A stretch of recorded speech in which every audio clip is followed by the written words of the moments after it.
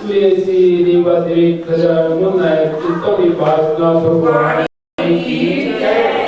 जोड़े 2400 तीर्थंकर भगवान की जय।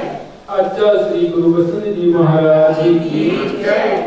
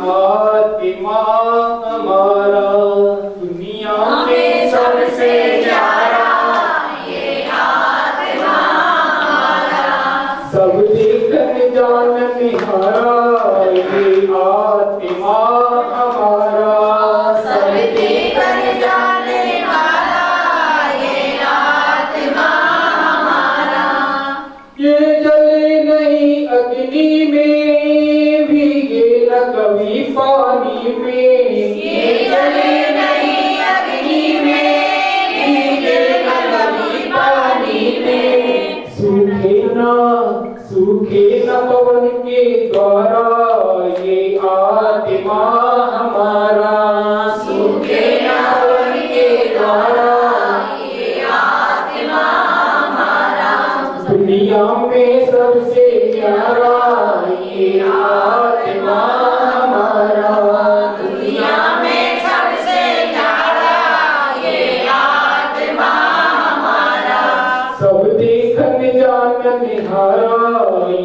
आत्मा हमारा, सब देखन जाने हारा ये आत्मा हमारा। यहाँ कह रहे हैं ये आत्मा सब जानता है, देखता है, लेकिन सब जानते देखते हुए भी अनजान बना रहता है। क्यों? आगे कह रहे हैं ये जले नहीं अग्नि में, ये किसी अग्नि के द्वारा जलता नहीं है, और ये पानी में कभी भीगता भी नहीं है। देखा है कभी आत्मा को भीगते हुए? क्या भीगता है? हमारा ये अचेतन, जो चेतना निकल जाने के बाद अचेतन हो जाता है, वही भीगता है। और सूखे ना कभी पवन के द्वारा, कभी आत्मा को सूखते हुए देखा है? आत्मा ही नहीं देखी आप लोगों ने, आप देखोगे एक दूसरे को देखते रहते हैं। और क्या कह रहे हैं? ये आत्मा सब कुछ जानते हुए भी फिर क्या कह रहे हैं आगे? सस्तों से कटे नहीं काटा, नहीं तोड़ सके कोई भाटा। सस्तों से कटे नहीं काटा, नहीं तोड़ सके कोई भाटा। मरताना मरताना मरी का मारा, ये आत्मा हमारा। मरताना मरी का मारा ये आत्मा हमारा।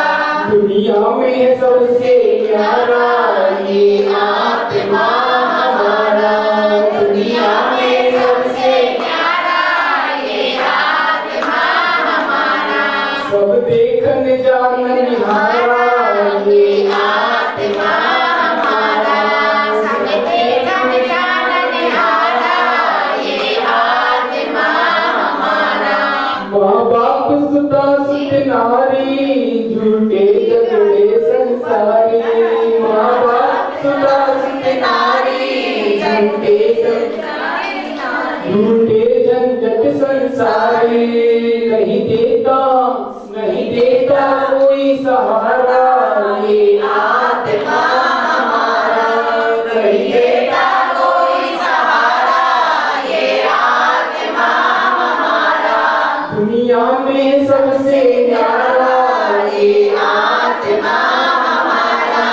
दुनिया में सबसे प्यारा ये आत्मा हमारा। तो कहते हैं ना, एक दूसरे के सहारे हैं, कोई किसी के सहारे नहीं है। ये धरती भी किसी के सहारे नहीं है।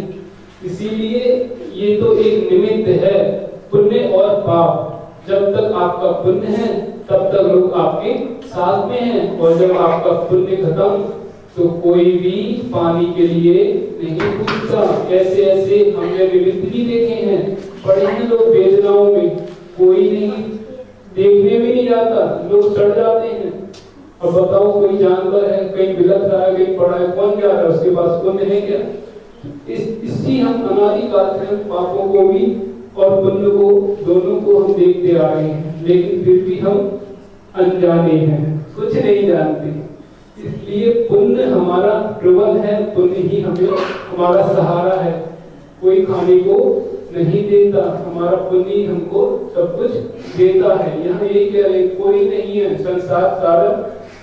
तो मत फसो मोह ममता में, माखन आ जा आपा में। मत फसो मोह ममता में, माखन आ जा आपा में।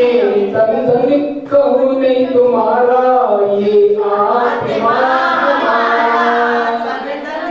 तन धन कहूँ नहीं तुम्हारा ये आत्मा हमारा। दुनिया में सबसे प्यारा ये आत्मा हमारा। सब देखन जानन हारा ये आत्मा हमारा।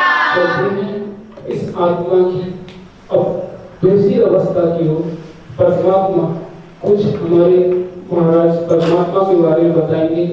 कुछ जो लोग कहानी के द्वारा हमें अवगत कराते हैं कि लोगों ने कैसे परिस्थितियों को अपने अनुकूल रखा, उसी परिस्थितियों को आप ही अनुकूलता में रखते हुए चलते हैं। स्वागत महाराज जी को सुनेंगे। जो ऋषि पंच परमेश्वरी भगवान की जय, श्री गुरु बसंत जी महाराज जी की जय, स्वागत जी महाराज जी की जय। सब लोगों का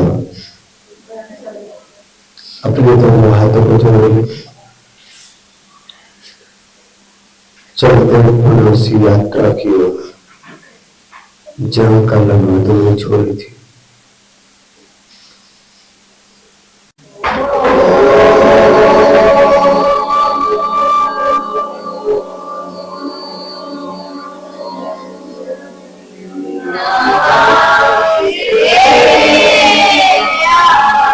श्रीमद् परम गंभीर साधवादांचल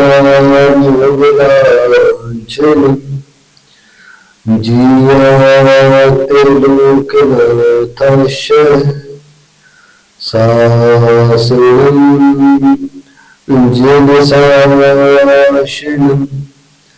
सासनं जलसासनं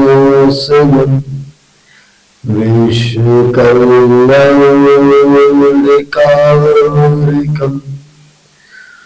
जो प्रातः स्मरणीय पंच परमेष्टि भगवान की, जिन समय से महावीर भगवान की, चिंता मणि पार्श्वनाथ भगवान आचार्य श्री वसुनंद महाराज की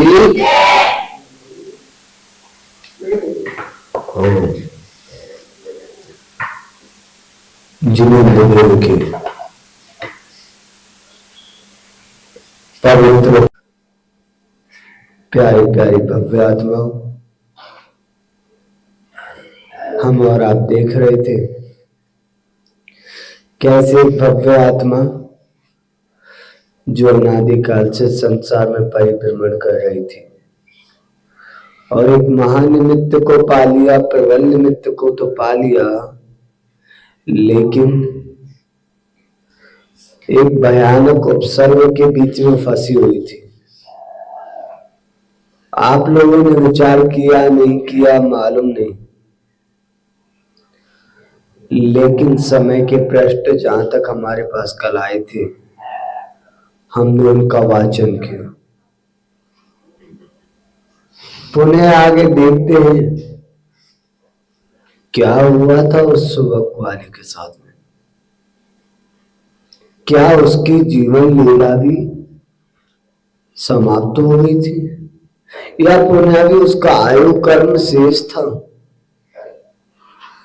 जैसे ही वह ग्वाला उस नदी में कूदा, वह लकड़ी का टूट उसके पेट में आर पार हो गया। उसने अंतरंग में निदान कर लिया कि हे भगवान, हे नमो अनंताणम, मैंने आपकी सेवा की हो तो मैं सेठ के घर पहुंच जाऊं, लेकिन आयु कर्म भी पूर्ण हो गया था, इसलिए उस अवस्था में तो वह नहीं पहुंच पाया। लेकिन उसने उन मुनि राज की बहियावती करके इतना पुण्य का अर्जन कर लिया कि वह सेठ के घर में पहुंच गया, उसकी सेठानी के गर्भ के माध्यम से। सेठ के घर उसका जन्म हुआ और वह इतना सुंदर हुआ कि आसपास के नहीं, दूर दूर के देशों के राजा महाराजा भी उसे देखने आने लगे। उसका नाम रख दिया सेठ सुदर्शन। कामदेव था। कामदेव बनते उसका नियामक है कि मुनि महाराज की बहियावती करने पर ही कामदेव पद की प्राप्ति होती है। श्री कृष्ण नौवे नारायण, उनके पिता वासुदेव, उन्होंने पूर्व में 35,000 वर्ष साधुओं की सेवा की, तब जाके कामदेव बने। और जितने भी कामदेव हुए, उन्होंने पूर्व भावों में मुनि राज की बहियावती की। महान भाव। समय बीतता गया। बचपन में सब उसे लाड़ प्यार करते, सबकी आंखों का तारा था। और कुछ समय पूर्व उसको अध्ययन के लिए गुरुकुल भेज दिया। अध्ययन करने लगा। पुण्य तीव्र होने पर, ज्ञान का क्षोभसम बढ़ने पर विद्या स्वतः ही आती है। कई बार देखा होगा बच्चों को आपने, एक श्लोक को, एक पाठ को, एक लेसन को याद करने में एक सप्ताह निकल जाता है, पर याद नहीं होता। याद हो भी जाता है तो भूल जाते हैं। क्यों? क्योंकि पहले तुमने ज्ञान अवर्णी कर्म का बंद किया, जिनवाणी की अभिनय की, इसलिए भूल जाते हो। तो क्या करें अब? जिनवाणी की विनय करने लग जाओ, जिनेंद्र भगवान की विनय करने लग जाओ, ज्ञान का छाप सब घटेगा। महान भाव पुण्य था तो किसी भी चीज को एक बार पढ़ता याद हो जाता, और जो पुरुष की 72 कलाएं होती हैं, उन 72 कलाओं में वह शीघ्र पारंगत हो गया। व्याकरण, ज्योतिष, तंत्र, मंत्र, भोज्य पदार्थ, अस्त्र शस्त्र आदि 72 कलाएं थी, शीघ्र उनमें निपुण हो गया। उसके साथ एक कपिल नाम का ब्राह्मण भी विद्याओं का अध्ययन करता था। वह भी उसी नगर के पुरोहित का पुत्र था। दोनों का बचपन साथ बीता, दोनों ने अध्ययन साथ में किया, तो एक गहरी मित्रता हो गई।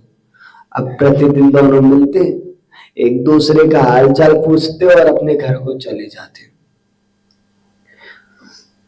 सेठ सुदर्शन युवावस्था में पहुंचा। पिता वृषभदास को लगा कि अब मेरा पुत्र यौवन हो गया है, अब उसका विवाह कर देना चाहिए। हर पिता को, हर माँ को चिंता होती है, मेरा पुत्र, मेरी पुत्री, एक जो अवस्था होती है यौवन अवस्था से पहुंच गया, अब इसका विवाह कर देना चाहिए। तो पास में ही एक नगर में सेठ थे, उनकी पुत्री थी मनोरमा, उसके साथ उसका पारिग्रहण संस्कार कराया।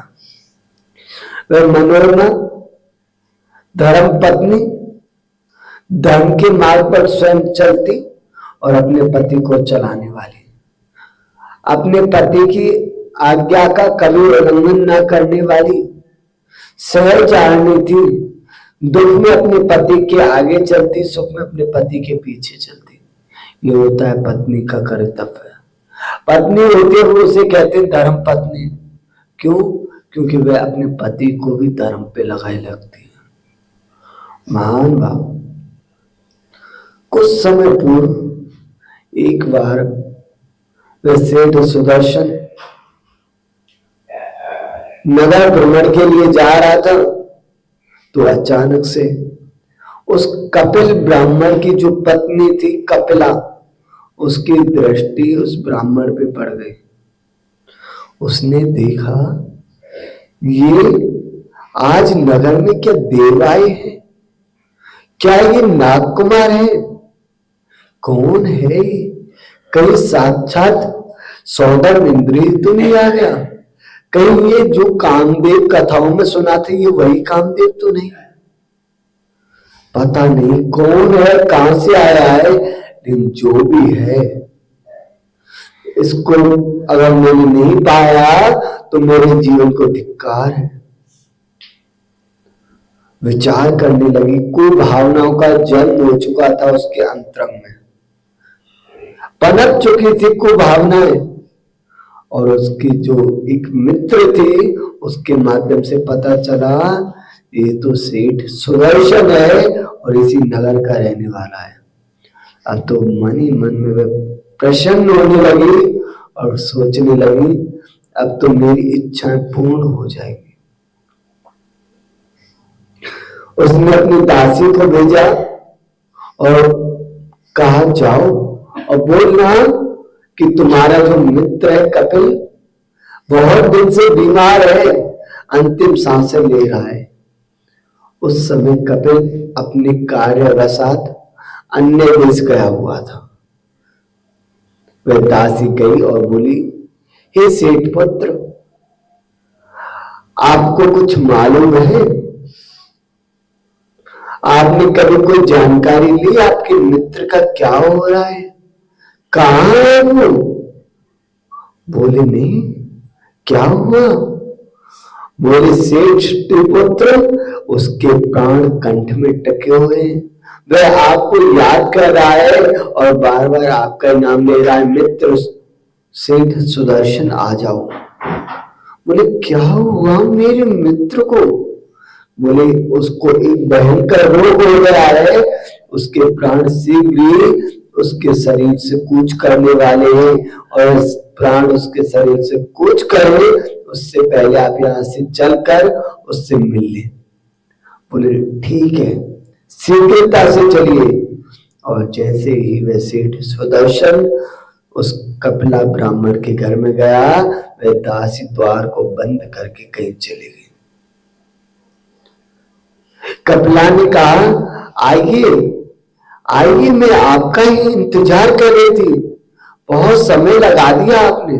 बोले हाँ, मुझे क्षमा करना, वो मैं अपने कार्य में व्यस्त हो गया, लेकिन कहाँ है मेरा मित्र, वो दिखाई नहीं दे रहा। बोले वो अंदर कक्ष में है। अंदर कक्ष में, चलिए शीघ्रता से। दोनों अंदर कक्ष में जाते हैं तो देखा अंदर कक्ष में कोई भी नहीं था। और उस घटना को जानते ज्यादा वक्त नहीं लगा, वे समझ गया एक षड्यंत्र है मुझे बुलाने का। कपिला ने अपनी दो भावनाओं को प्रकट किया और कहा स्वामी, आप मुझे स्वीकार करें, मैं आपके बिना जीवित नहीं रह पाऊंगी। जब से मैंने आपके दर्शन किए हैं तब से मेरा भूख प्यास सब कुछ छिन गया है, मानो मेरा शरीर आत्मा से रहित ही हो गया हो। बोले बहन क्या कह रही हो तुम? मैंने तुम्हें कभी गलत दृष्टि से नहीं देखा, और तुम मेरे मित्र की धर्म पत्नी हो, यानी कि मेरी बहन भी।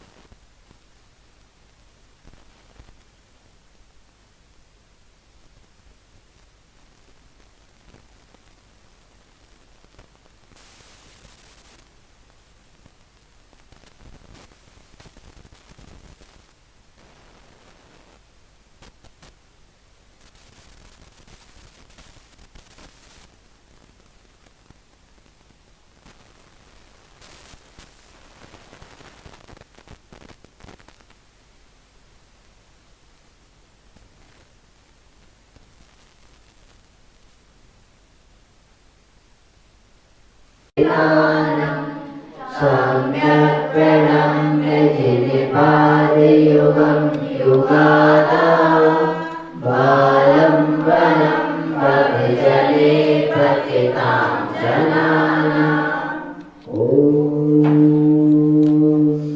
ह्रीं अवधिज्ञान बुद्धिरिद्धे अवधिज्ञान बुद्धिरिद्धि प्राप्य नमः दीप प्रचुरं करोमि। जब श्री आचार्य रामानुज भगवान की सब हो गया दर्शन जनवरी माता आचार्य विशिष्ट श्री सागर महाराज जी की परम प्रिय शिष्य आर्यका शुद्धमती माता जी की कल समाधि पूर्वक मरण हुई। लेकिन समाधि तो सभी साधुओं की होती है, लेकिन सुनकर भक्तों को आगे कि कैसे एक अवसर को जीतते हुए अपने भावों को समता में रखते हुए उत्तम समाधि मेडल को प्राप्त किया। लगभग 300 मीटर ट्रक वाला बड़ी निर्दयता से उन माता जी को घसीटते हुए ले गया, लेकिन माता जी ने अपने समता भाव को नहीं छोड़ा। शरीर चाहे कितना भी चर्चर हो गया, कितना भी कष्ट हो रहा था, इन समता भावों को रखते हुए अपनी आत्मा को उत्तम गति तक पहुँचाने का प्रयास किया।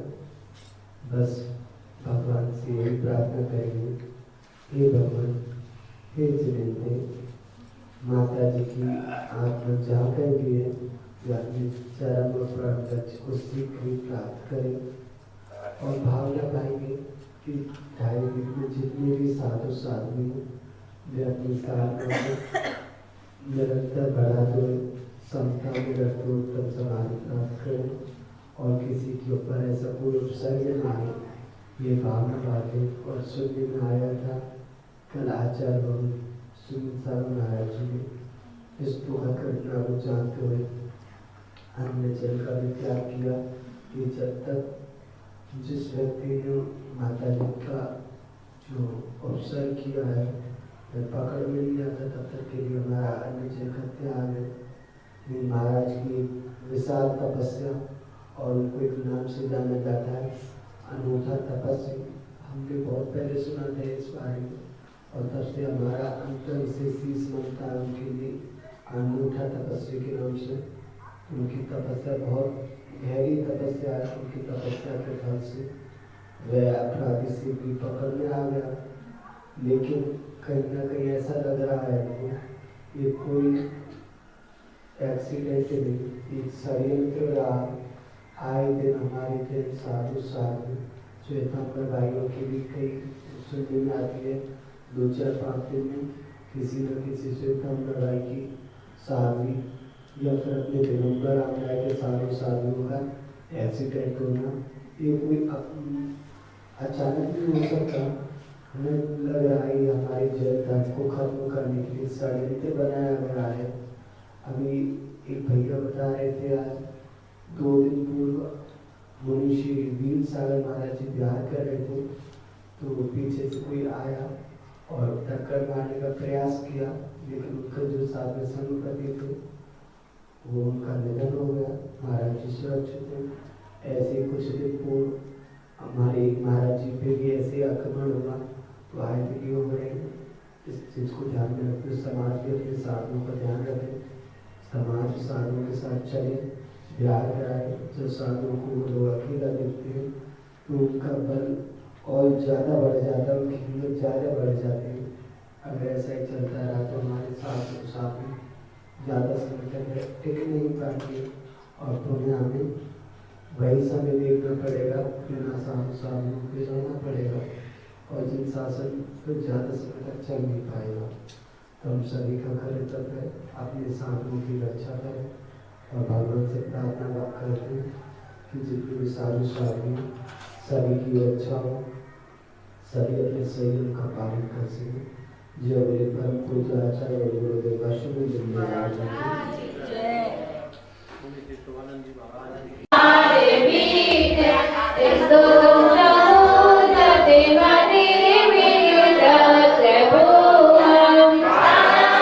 Yeah.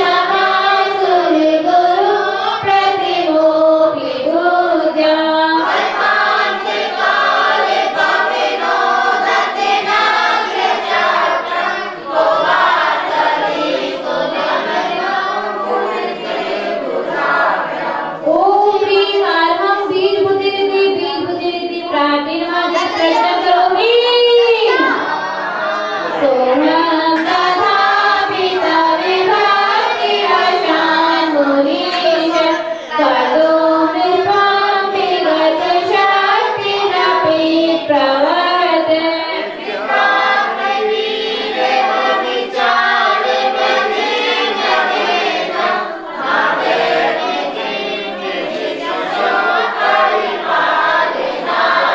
ओम ह्रीं अरहं कोष्ठबुद्धिरिद्धि प्राप्तिनादि प्रज्वलं करोमि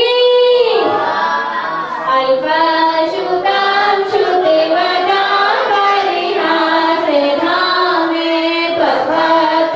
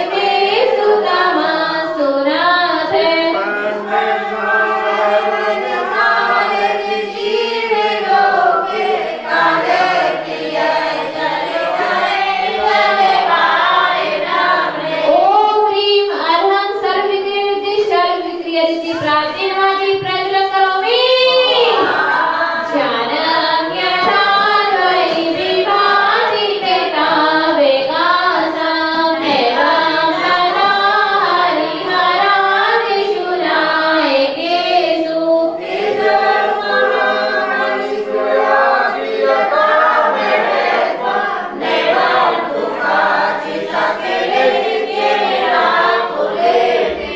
ॐ ह्रीं अर्हं नाभिस्थलगामि सुवेदान्तरितो शमेति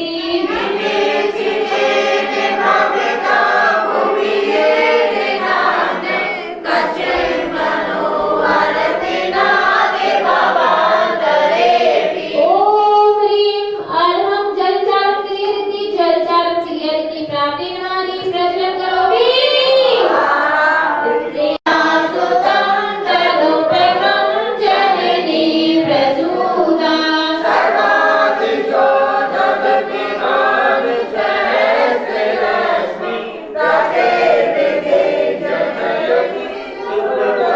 ॐ ह्रीं अर्हं जङ्गाचारं क्रियते ताप्ते नमादि प्रज्वलं करोमि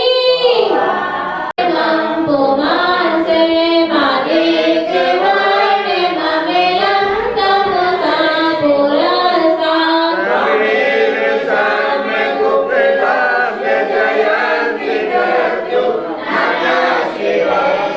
ॐ ह्रीं अर्हं फल पुष्प पत्रचारं क्रियते फल पुष्प पत्रचारं क्रियते प्राप्तिर्वादी प्रज्वलं करोमि त्वमभया विमुच्यते मशान्ते माधं ब्रह्माणि वरन्ति मनाम्यनित्योगे मनेति मेघं ज्ञानस्वरूपे ममेलं प्रवेदान्ति सन्ते ॐ ह्रीं अर्हं अग्निधूमचारं क्रियते प्राप्तिर्वादी प्रज्वलं करोमि पिता परमेश्वराय तुभ्यं नमो जिने बहुदधिशोषिणाय ॐ ह्रीं अर्हं तन्तुचारं क्रियते प्राप्तिर्वादी प्रज्वलं करोमि कोविस्मयोत्रियदिनामे गुणैरशेषै तत्संश्रितो निरवकाशितया मुनीशे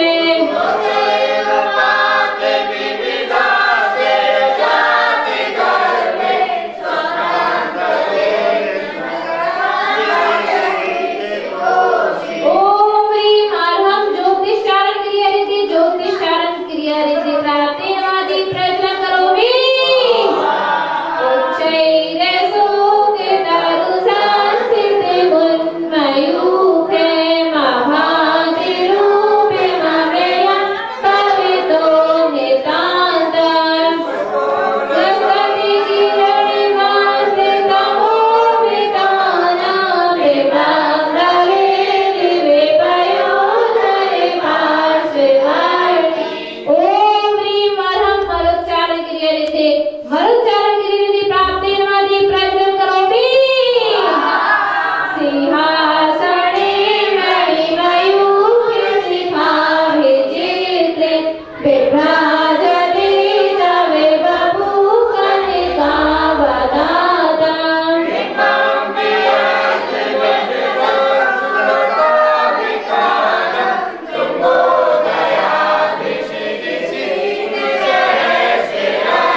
ॐ ह्रीं अर्हं सर्वतपा गुरुद्धि सर्वतपा रिद्धि प्राप्तिर्वादी प्रज्वलं करोमि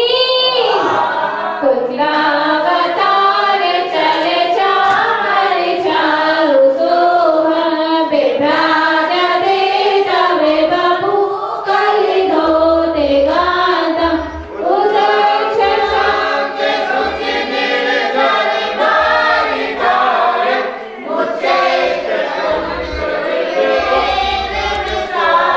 ॐ ह्रीं अर्हं अघोर ब्रह्मचारी तपाय